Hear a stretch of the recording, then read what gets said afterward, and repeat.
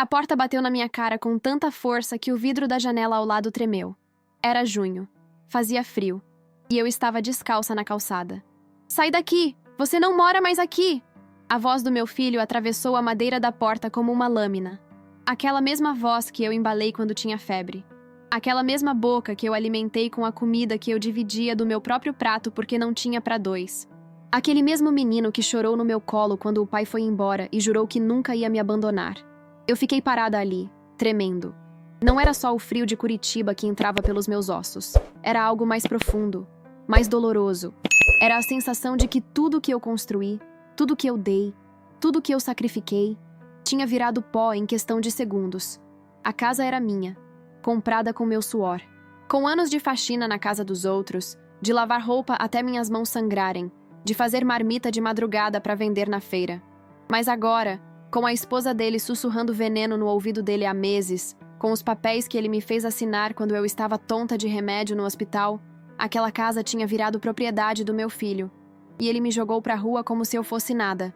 Bati na porta de novo. Minhas mãos estavam geladas. Rafael, por favor. Só me deixa pegar meu casaco, meus remédios. Silêncio. Depois, a voz dela. A Nora. Letícia. Doce como mel quando precisava de alguma coisa. Venenosa como cobra quando conseguia. Dona Helena, a senhora está fazendo escândalo. Os vizinhos estão olhando. Vai embora antes que a gente chame a polícia. Polícia. Na casa que eu construí. Eu olhei para os lados. Era verdade. A dona Francisca estava na janela, de braços cruzados. O seu Mauro fingiu que estava varrendo a calçada, mas os olhos dele estavam vidrados na cena. A vergonha queimou meu rosto, mas não foi nada comparado com a dor que rasgava meu peito. Peguei minha bolsa. Não tinha quase nada dentro.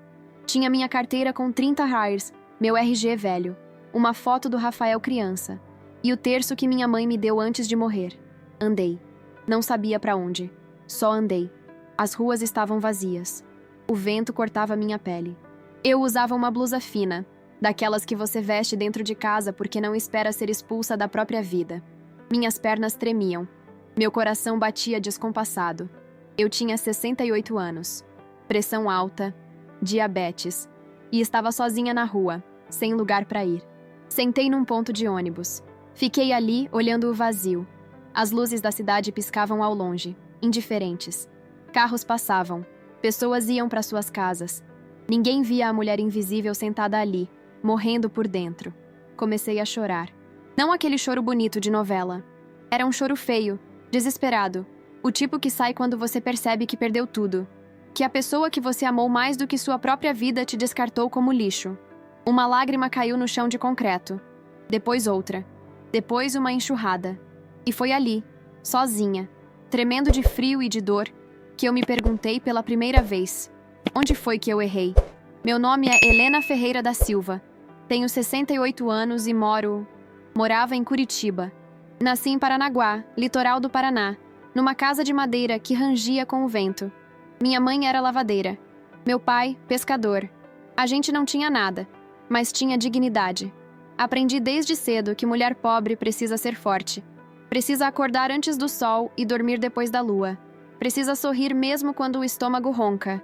Precisa criar filhos sozinha se o homem resolver que a vida dele é mais importante que a família. Foi o que aconteceu comigo. Conheci o Antônio quando eu tinha 19 anos. Ele era bonito, trabalhava numa marcenaria. Tinha aquele jeito de falar que fazia a gente acreditar em futuro. Casei grávida. O Rafael nasceu 7 meses depois do casamento. Pequenininho, mas saudável. Achei que aquilo era o começo da minha família. Durou 5 anos. O Antônio conheceu outra. Uma mulher mais nova, sem filho, sem responsabilidade. Ele saiu de casa numa quinta-feira, levou a roupa dele numa mala velha e nunca mais voltou. Nem para ver o filho. Nem para perguntar se a gente estava comendo. Fiquei sozinha com um menino de 4 anos. Eu não sabia fazer nada. Tinha só a 4ª série. Mas aprendi. Aprendi a lavar roupa dos outros. Aprendi a passar, a cozinhar, a fazer faxina. Trabalhei em 3 casas durante anos. Acordava às 4 da manhã, deixava o Rafael com a vizinha, pegava 2 ônibus para chegar na casa da madame no Batel, trabalhava até meio-dia, corria para outra casa, depois para outra, voltava de noite morta de cansada. Mas eu via meu filho crescer, via ele ir para a escola, via ele fazer lição, e achei que estava tudo valendo a pena. Nas férias eu fazia marmita para vender. Levantava de madrugada, cozinhava panelão de arroz, feijão, bife, farofa. Vendia na feira, na construção, para os caminhoneiros. O dinheiro era pouco, mas dava para pagar aluguel, luz, água e ainda comprar caderno para o Rafael. Ele era inteligente, tirava nota boa, sonhava em fazer faculdade. Eu sonhava junto com ele. Quando ele tinha 15 anos, consegui juntar uma entrada para comprar uma casa. Era pequena, simples, num bairro longe do centro, mas era minha. Nossa! O Rafael ficou tão feliz quando a gente entrou na casa pela primeira vez. Ele me abraçou e disse: "Mãe, um dia eu vou te dar tudo que a senhora merece." Eu acreditei. Trabalhei mais ainda. Fiz de tudo para ele terminar o colégio, para ele entrar na Universidade Federal, para ele conseguir um estágio, para ele crescer na vida. Eu abri mão de roupa nova, de médico, de remédio, de tudo. Meus joelhos doíam, minha coluna doía, mas eu não parava. Quando o Rafael se formou em administração, foi o dia mais feliz da minha vida. Ele conseguiu um emprego bom, começou a ganhar bem. Conheceu a Letícia numa festa da empresa. Ela era bonita, bem arrumada, falava difícil, usava roupa cara, vinha de família com dinheiro. No começo, eu achei que ela era boa demais pro meu filho, mas o Rafael estava apaixonado. Eles namoraram 1 ano. Ela vinha em casa às vezes, mas sempre com cara de nojo. Olhava para os meus móveis velhos, para o meu fogão que pegava fogo só em 2 bocas, para minha geladeira que fazia barulho. Ela não falava nada, mas o olhar dela gritava. Quando eles casaram, a festa foi na casa dos pais dela. Eu fui com meu vestido mais bonito, que eu comprei no brechó e lavei 3 vezes para tirar o cheiro de mofo. Mas mesmo assim, eu me senti pequena no meio daquelas pessoas. Eles olhavam para mim como se eu fosse uma manchinha que eles queriam apagar. Depois do casamento, o Rafael foi mudando. Visitava menos, ligava menos. Quando eu ligava, ele atendia com pressa. "Mãe, tô ocupado. A gente conversa depois." Depois nunca chegava. A Letícia engravidou. Quando meu neto nasceu, eu chorei de emoção. Pensei que aquilo ia me aproximar deles, mas foi o contrário. Ela não deixava eu pegar o menino. Dizia que eu não sabia cuidar direito, que minhas mãos eram sujas de tanto lavar roupa, que eu ia passar doença. Eu engoli a humilhação, porque era meu neto, e eu queria fazer parte da vida dele. Mas com o tempo, as visitas foram ficando raras. O Rafael começou a me tratar com distância, com frieza, como se eu fosse um peso, um problema. Até que um dia, há 6 meses, eu tive um problema sério de saúde. Foi um infarto. Pequeno, mas suficiente para me derrubar. Fiquei no hospital 1 semana. O Rafael foi me ver 2 vezes. Na segunda vez, ele levou uns papéis. "Mãe, a senhora precisa assinar isso aqui. É só para facilitar as coisas, caso aconteça alguma coisa. Assim eu consigo cuidar das suas coisas, pagar as contas." Eu estava fraca, tonta, confusa, e eu confiava nele. Assinei. Não sabia que estava transferindo a casa para o nome dele. Quando eu saí do hospital, voltei para casa e tentei voltar à rotina. Mas o Rafael e a Letícia começaram a aparecer mais. Traziam comida. Conversavam comigo. Eu achei que eles tinham voltado a se importar. Mentira. Eles estavam preparando o terreno. Há 2 meses, a Letícia começou a falar que eu estava ficando esquecida, que eu deixava o fogão ligado, que eu me perdia na rua. Nada disso era verdade, mas ela plantava a semente na cabeça do Rafael. Há 1 mês, eles vieram morar comigo. "É só temporário, mãe. A gente está reformando nosso apartamento." Eu acreditei. Fiz comida, lavei roupa, cuidei do meu neto. Tentei ser útil. Mas a Letícia começou a me tratar mal. Reclamava de tudo. Dizia que eu fazia barulho, que eu atrapalhava, que eu era velha demais para cuidar de criança. E o Rafael? Ele ficava calado. Deixava a esposa falar. Não me defendia. Até que hoje, depois de uma discussão boba sobre eu ter usado o banheiro que ela considerava dela, ela explodiu. "Essa casa agora é nossa, e você não manda mais nada aqui." Eu tentei falar com o Rafael, mas ele olhou para mim com olhos vazios e disse: "Mãe, é melhor a senhora ir morar com algum parente. Aqui não dá mais." E me jogou na rua. Fiquei 3 horas sentada naquele ponto de ônibus. O frio foi ficando pior. Meus dedos começaram a perder a sensibilidade. Eu precisava sair dali, mas não tinha para onde ir. Pensei na minha irmã, Marlene. Ela morava em Colombo, a uns 20 quilômetros de Curitiba. A gente não se falava muito. Ela tinha sido contra eu casar com o Antônio. Dizia que eu era boba, que ia me dar mal. Quando ele me largou, ela falou. Eu avisei. Mas era minha irmã. Única família que me sobrava. Peguei o celular. Minha mão tremia tanto que quase derrubei. Liguei pra ela. Tocou. Tocou. Tocou. Alô? A voz dela era seca, distante. Marlene, sou eu. A Helena. Silêncio. Que você quer? Engoli o choro. Eu tô precisando de ajuda. O Rafael, ele me botou pra fora de casa. Eu não tenho onde ficar. Será que eu posso? Não. A palavra cortou o ar como navalha. Marlene, por favor. É só por uns dias, até eu me organizar. Eu avisei pra você não estragar esse menino. Você deu tudo pra ele, virou escrava dele e agora tá colhendo o que plantou. Não vem jogar teus problemas na minha porta. Mas eu sou tua irmã. Era. Não é mais. Você escolheu sua vida. Agora aguenta. E não me liga mais. Ela desligou. Fiquei olhando pro telefone. A tela ficou preta. Assim como tudo ao meu redor.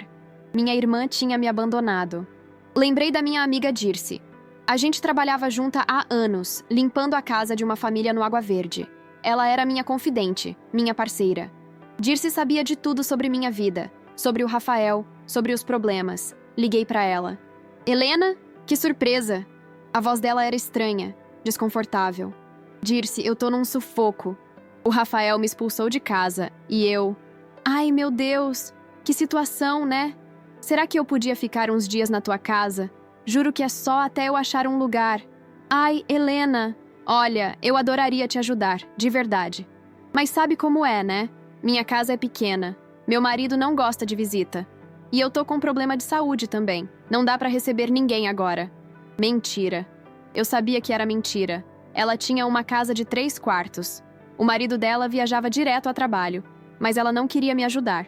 Não queria se envolver. Dirce, eu só preciso de um sofá, um cobertor, qualquer coisa. Ah, Helena, eu sinto muito, mas não dá. Você entende, né? Torço pra você se resolver logo. Um beijo. Ela desligou. 2 pessoas. 2 recusas. 2 facadas. Tentei mais 2 contatos. Uma prima distante que fingiu que não me conhecia. Um antigo vizinho que disse que ia pensar e nunca mais atendeu. A verdade doeu mais que o frio. Quando você cai, todo mundo desaparece. Ninguém quer carregar seu peso. Ninguém quer ser incomodado pela sua dor. Comecei a andar pelas ruas sem rumo. Passei por uma padaria. O cheiro de pão quentinho me fez lembrar que eu não comia desde a manhã. Entrei. Pedi um pão francês e um café com leite. Custou 7 dólares. Fiquei com 23 dólares. Sentei numa mesinha de canto. O pão estava quentinho. Derreteu na minha boca. Mas não matou a fome verdadeira. Aquela fome de carinho, de dignidade, de ter um lugar para chamar de seu. Enquanto tomava o café, percebi que tinha um homem olhando para mim. Era um senhor, devia ter uns 70 anos. Roupas simples, boné velho. Ele se levantou e veio na minha direção. A senhora tá bem? A pergunta me pegou de surpresa. Fazia horas que ninguém me tratava com gentileza. Tô sim. A senhora tá chorando. Eu não tinha percebido. Passei a mão no rosto. Estava molhado. É só cansaço. Ele não insistiu, mas tirou do bolso uma nota de 20 reais e colocou na mesa. Toma, compra alguma coisa para comer. E se agasalha. Vai fazer mais frio hoje à noite. Antes que eu pudesse agradecer, ele saiu. Fiquei olhando para aquela nota. Um estranho tinha me dado mais dignidade em 2 minutos do que minha própria família em anos. Guardei o dinheiro com cuidado. Agora eu tinha 43. Não era nada. Mas era algo. Saí da padaria e voltei para a rua. A noite estava caindo. As luzes dos postes começaram a acender. E eu precisava encontrar um lugar para dormir. Pensei num albergue. Mas não sabia onde ficava. E tinha medo. Medo de dormir no meio de estranhos. Medo de ser roubada. Medo de perder os últimos restos de dignidade que me restavam. Acabei dormindo num banco de praça. Enrolei meu corpo como pude. Usei a bolsa como travesseiro. Tentei fechar os olhos, mas não consegui dormir. Tinha frio, medo, tristeza e uma pergunta martelando na minha cabeça. Como eu cheguei até aqui? O banco era duro, meu corpo doía, mas não era nada comparado com a dor de lembrar. Lembrei de quando o Rafael era pequeno. Ele tinha 5 anos e ficou doente. Foi uma febre alta, que não baixava com nada. Eu não tinha dinheiro para médico particular, e o posto de saúde só atendia no outro dia. Passei a noite inteira molhando o pano com água fria e colocando na testa dele. Rezei como nunca tinha rezado na vida. Mãe, eu vou morrer? A vozinha dele fraquinha, tremendo de medo. Não, meu filho. Você não vai morrer. A mamãe tá aqui. E enquanto eu tiver vida, nada de ruim vai te acontecer. Ele melhorou no outro dia. E eu continuei acreditando naquela promessa. Que eu ia proteger ele de tudo. Que eu ia ser o escudo dele contra o mundo. Fui escudo por tanto tempo que esqueci de olhar para mim mesma. Quando ele tinha 8 anos, a escola pediu uma contribuição para a festa do Dia das Crianças. Era 10 hollers. Eu não tinha. Tinha acabado de pagar o aluguel e sobrou 5 hollers para a comida da semana. Fiquei a semana inteira comendo só arroz e ovo para poder dar o dinheiro para ele. Ele foi na festa. Voltou feliz, com um saquinho de doce e um balão. Disse que foi o melhor dia da vida dele. Eu sorri. Não contei que tinha passado fome. Quando ele tinha 12 anos, pediu uma bicicleta. Não tinha condições. Mas eu não queria decepcionar. Trabalhei 3 meses lavando roupa de madrugada, além das faxinas. Juntei 150 e comprei uma bicicleta usada. Pintei ela de azul. Era a cor favorita dele. No dia do aniversário, ele chorou de felicidade. Obrigado, mãe. Você é a melhor mãe do mundo. Eu também chorei. De cansaço, de alegria, de sentir que valia a pena. Quando ele tinha 15 anos e eu comprei aquela casa pequena, ele me ajudou a pintar. A gente passou o fim de semana inteiro pintando as paredes de branco. Ele subiu numa escada e pintou o teto. Eu pintei as paredes. A gente riu muito naquele dia. Foi um dos dias mais felizes da minha vida. Mãe, essa casa é nossa. Ninguém vai tirar isso da gente, ele prometeu. E eu acreditei. Quando ele tinha 18 anos e passou no vestibular, eu vendi meu único bem de valor, uma corrente de ouro que era da minha mãe. Vendi para comprar os livros da faculdade dele. Eram caros, mas eu não pensei 2 vezes. Mãe, não precisa vender. A gente dá um jeito. Filho, sua educação vale mais que qualquer joia. Eu quero que você estude. Quero que você tenha o que eu não tive.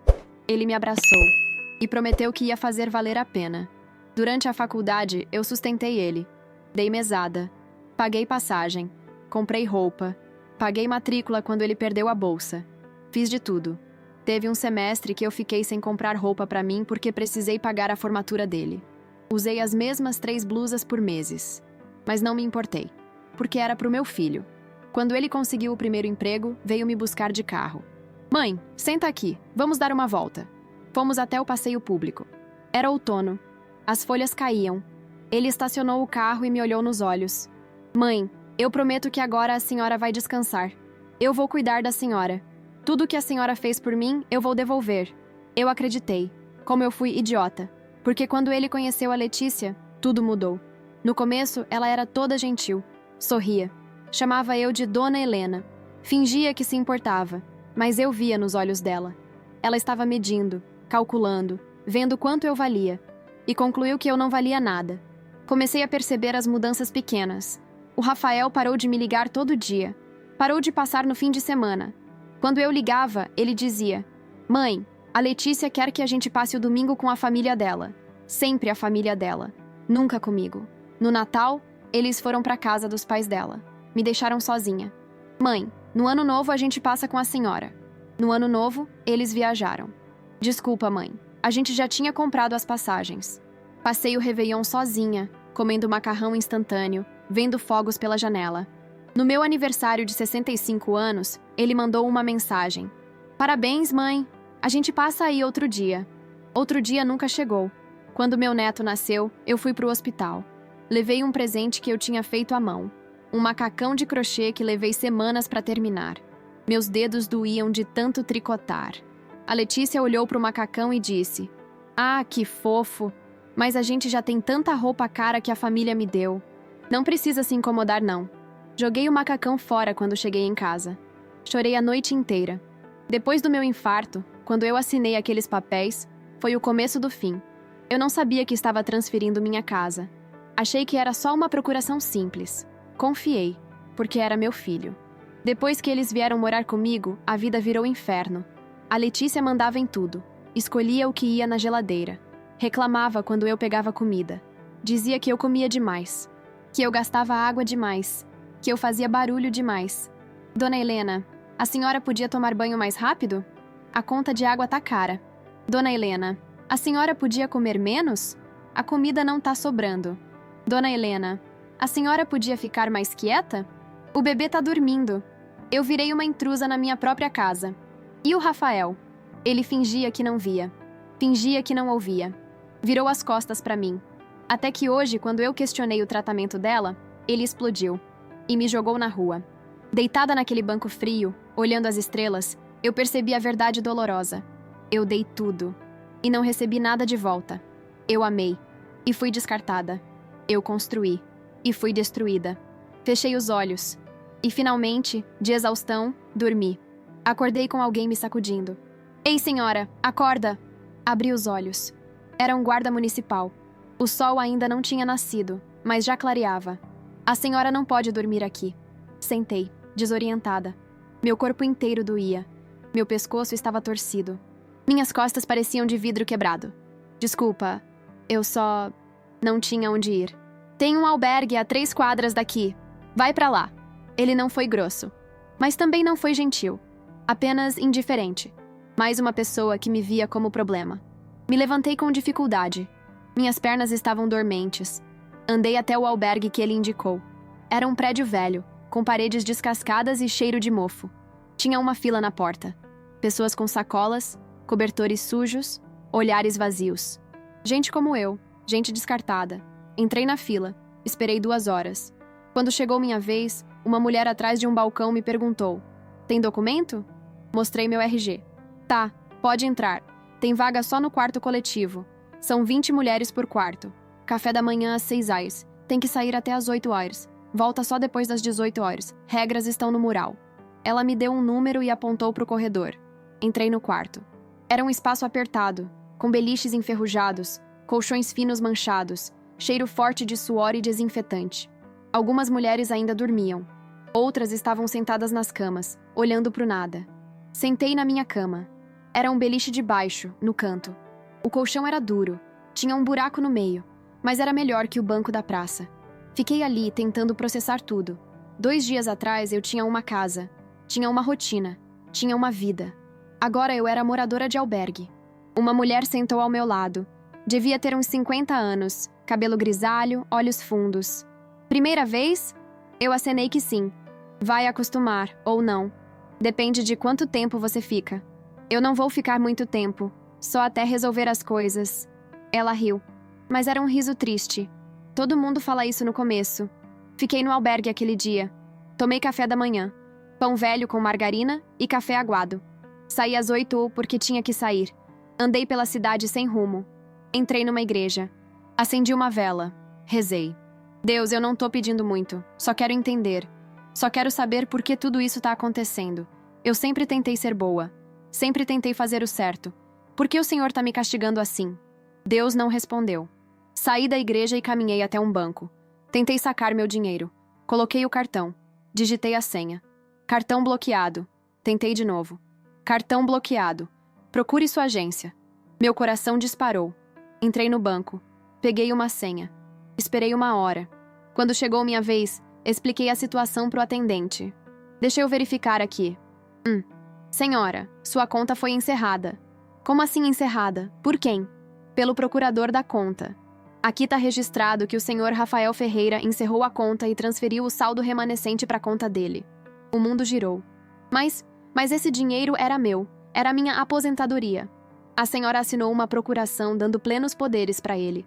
Ele tinha direito de fazer isso. Eu não sabia. Eu estava doente. Sinto muito, senhora. Mas legalmente ele tinha autorização. Se a senhora quiser contestar, precisa procurar um advogado. Advogado? Com que dinheiro? Saí do banco em choque. Meu filho não tinha só me tirado a casa.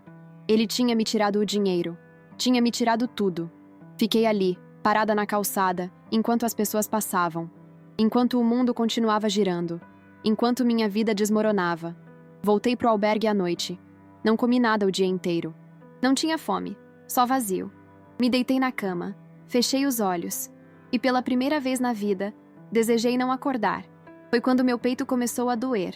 Era uma dor diferente, forte, apertada. Como se alguém tivesse colocado uma pedra no meu coração e estivesse a apertando. Tentei respirar, não consegui. Ajuda! Alguém! Minha voz saiu fraca. A mulher da cama ao lado percebeu. Ela tá passando mal! Chama alguém! Tudo ficou confuso. Vozes, gritos, alguém me carregando, sirene, luz forte, hospital. Eu estava tendo outro infarto. Acordei numa cama de hospital. Tinha um soro no meu braço. Um aparelho apitando ao lado. Tudo branco. Tudo frio.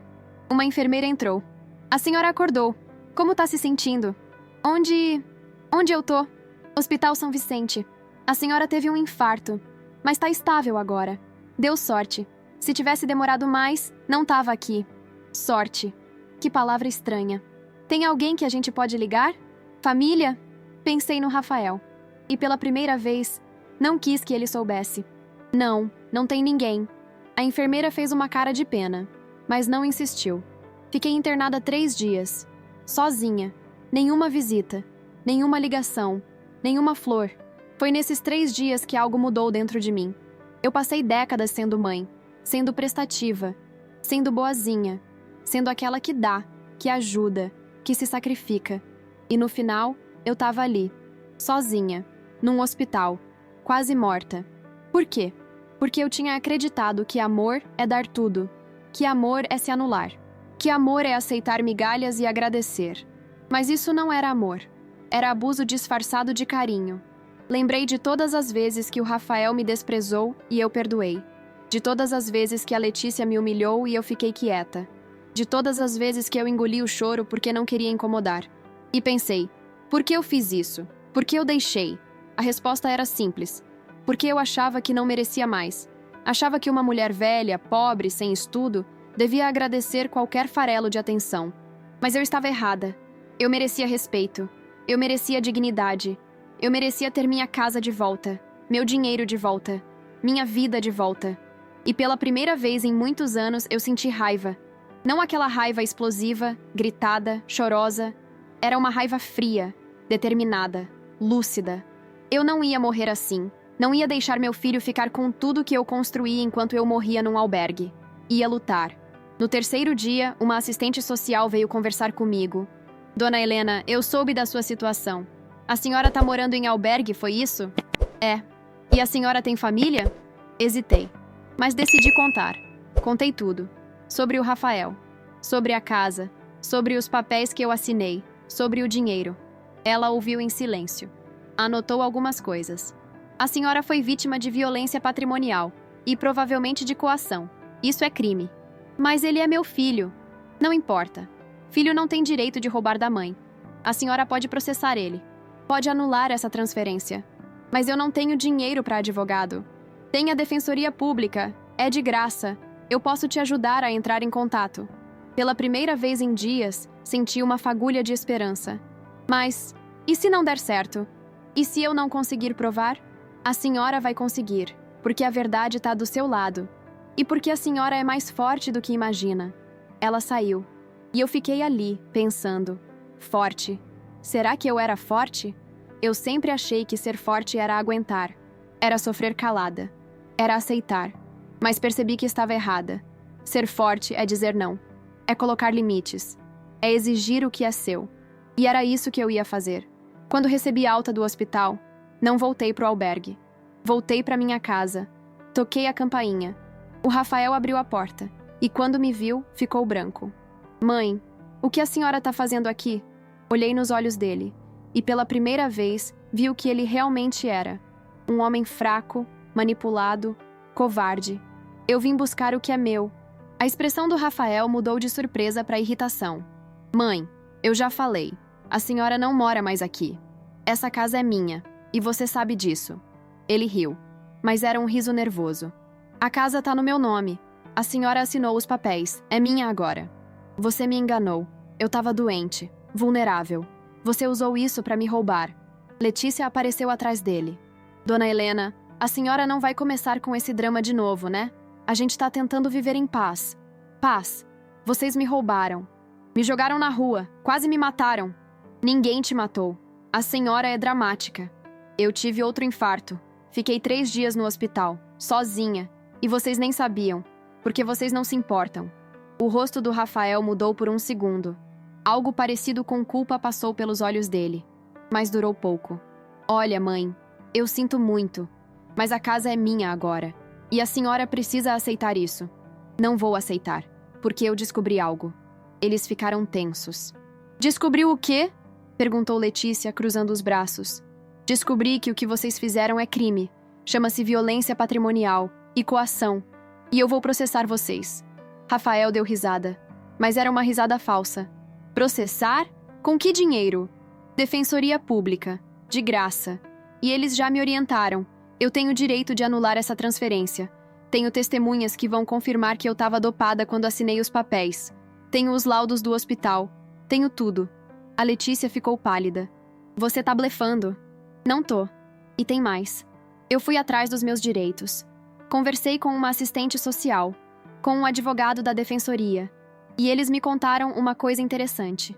Silêncio. A casa não pode ser transferida tão facilmente, porque ela é meu único bem. E existe uma lei que protege idosos contra esse tipo de golpe. Mesmo com procuração, a transferência pode ser anulada se ficar provado que houve abuso. Rafael engoliu seco. Você tá inventando. Não tô. E sabe o que mais? Eu lembrei de uma coisa. Quando eu comprei essa casa, há 20 anos, eu deixei registrado em cartório um testamento. Não era nada elaborado, mas nele, eu dizia que em caso de morte, a casa seria dividida igualmente entre você e a Marlene. Marlene, minha irmã, a mesma que me rejeitou.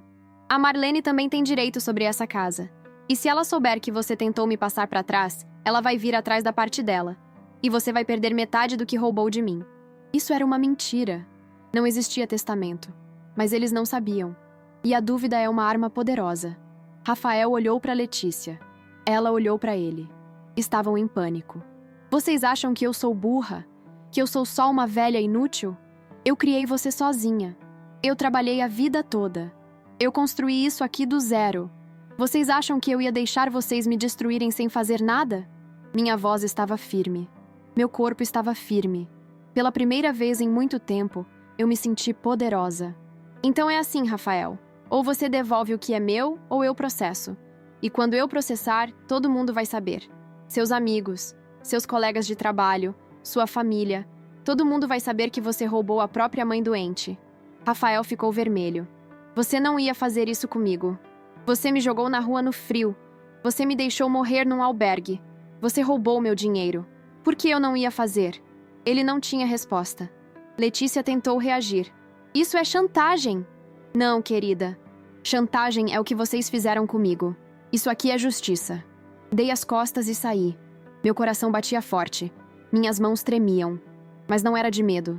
Era de coragem. Voltei para a Defensoria Pública no dia seguinte.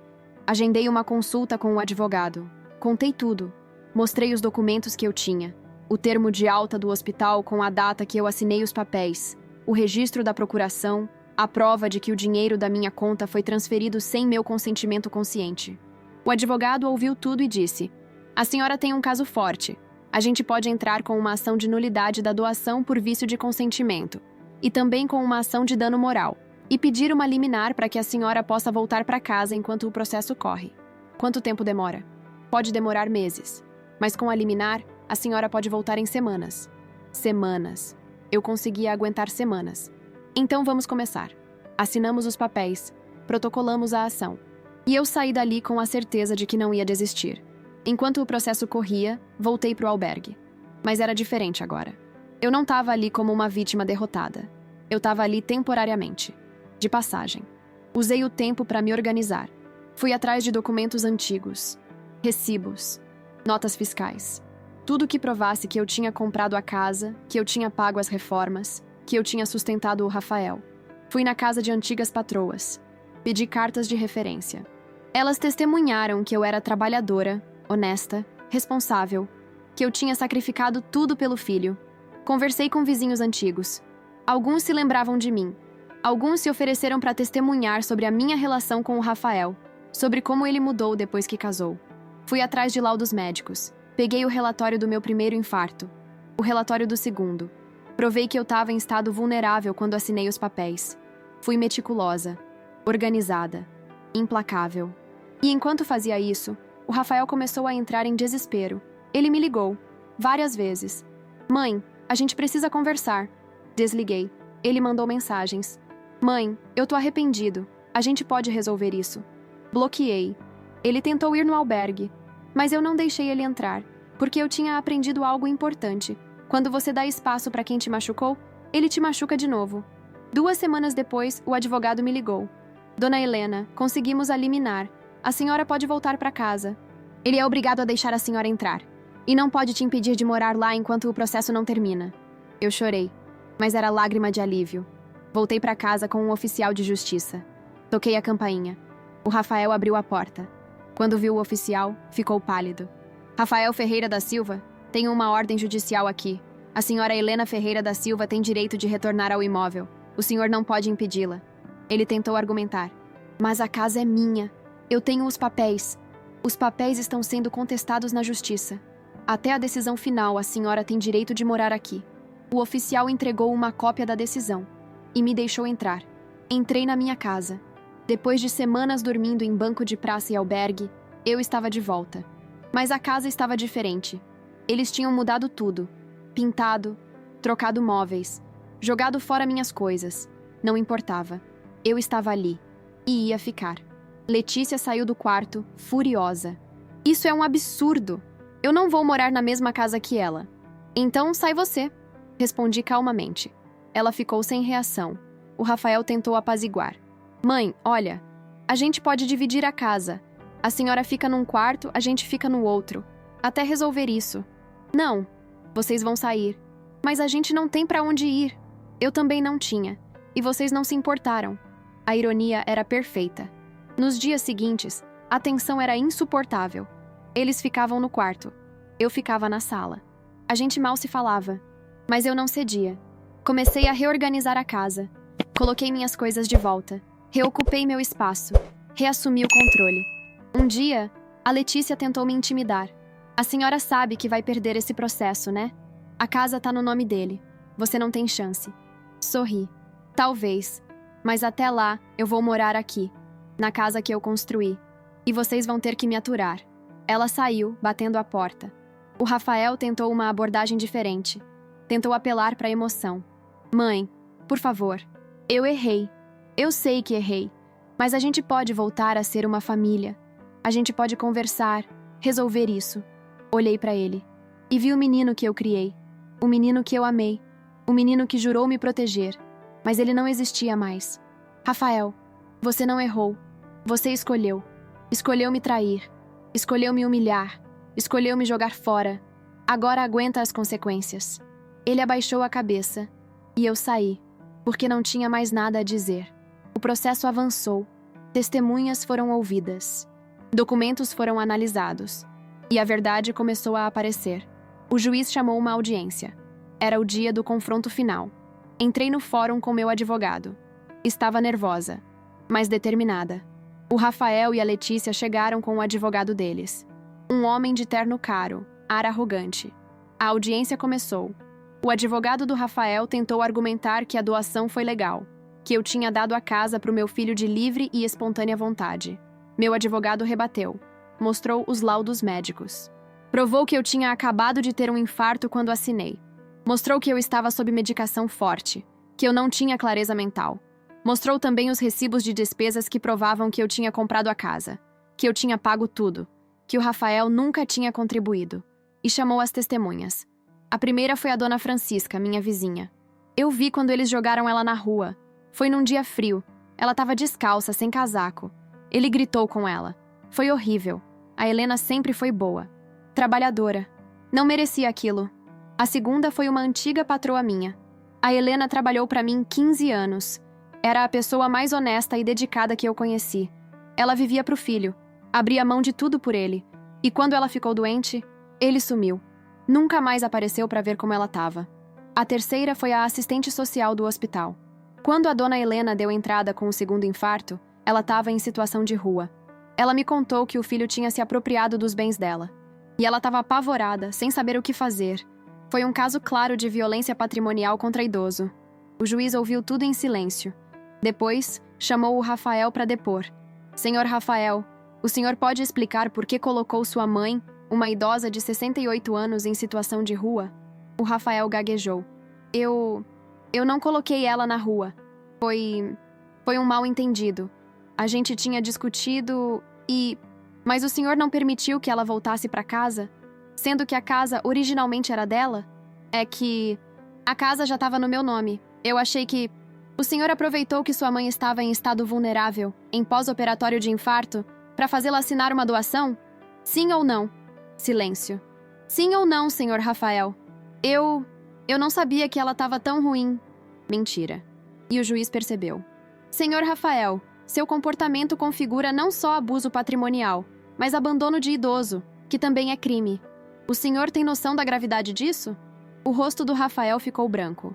A Letícia tentou interferir. Mas, excelência, a culpa não foi só dele. A sogra era... O juiz a cortou. Senhora, a culpa não importa. O que importa é que vocês retiraram uma idosa da casa dela e a deixaram em situação de vulnerabilidade. Isso é inaceitável. Depois de ouvir todos, o juiz deu a sentença. Diante das provas apresentadas, julgo procedente a ação. Anulo a doação feita pela senhora Helena ao seu filho, por vício de consentimento. A casa volta a ser propriedade exclusiva da autora. O réu deverá devolver também o valor sacado da conta bancária dela, com correção. E ainda responderá por abandono de idoso, custas processuais e honorários advocatícios a cargo do réu. Eu respirei fundo. Tinha vencido. O Rafael tentou falar comigo depois da audiência. Mãe, eu... Não me chama de mãe. Você perdeu esse direito. E saí. Voltei para minha casa. Agora de verdade. Com a escritura no meu nome. Com o dinheiro devolvido. Com minha dignidade de volta. O Rafael e a Letícia tiveram 10 dias para sair. Saíram em silêncio. Ele tentou me pedir desculpas. Tentou dizer que tinha se arrependido. Mas eu não escutei, porque tem coisas que não têm perdão. E o que ele fez comigo foi uma delas. Reformei a casa. Pintei de novo. Comprei móveis novos com o dinheiro que ele devolveu.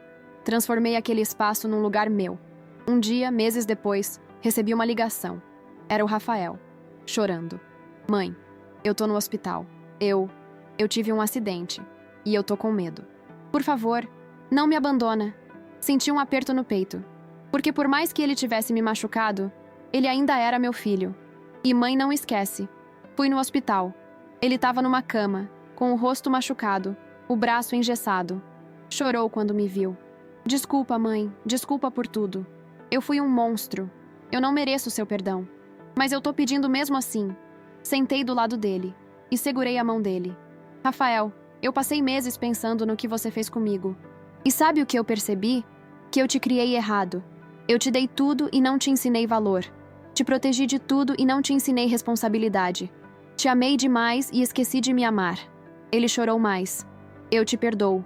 Porque eu não quero carregar raiva pro resto da minha vida. Mas perdoar não é esquecer. E não é voltar a ser como antes. Eu não vou mais ser aquela mãe que se anula por você.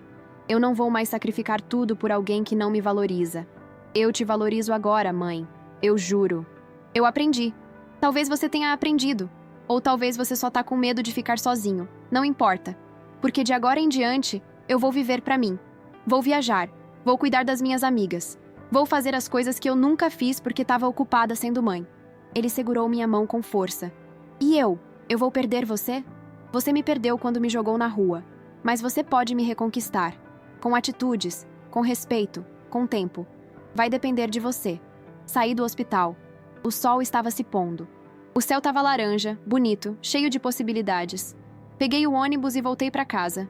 Minha casa, meu refúgio, meu recomeço. Naquela noite, sentei na varanda com uma xícara de chá.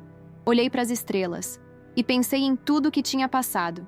Tinha sido jogada fora, humilhada, quase destruída. Mas eu tinha sobrevivido, não porque eu era forte, mas porque eu aprendi que força não é aguentar tudo. Força é saber a hora de dizer chega. Força é recuperar o que é seu. Força é não aceitar migalhas. Força é se colocar em primeiro lugar. Muita gente vai me julgar. Vai dizer que eu fui dura demais com meu filho. Que mãe perdoa tudo. Que família é sagrada. Mas eu aprendi que família não é sagrada quando te destrói. Que perdão não é aceitar abuso. Que amor próprio é mais importante que qualquer laço de sangue. Eu passei 68 anos achando que meu valor estava enquanto eu dava para os outros. Mas agora eu sei que meu valor está enquanto eu dou para mim mesma. E essa foi a lição mais importante que eu aprendi. Fechei os olhos. Senti o vento frio no rosto, mas não era mais o frio da rejeição. Era o vento da liberdade. E pela primeira vez em muito tempo eu sorri, porque eu tinha sobrevivido. E mais do que isso, eu tinha vencido.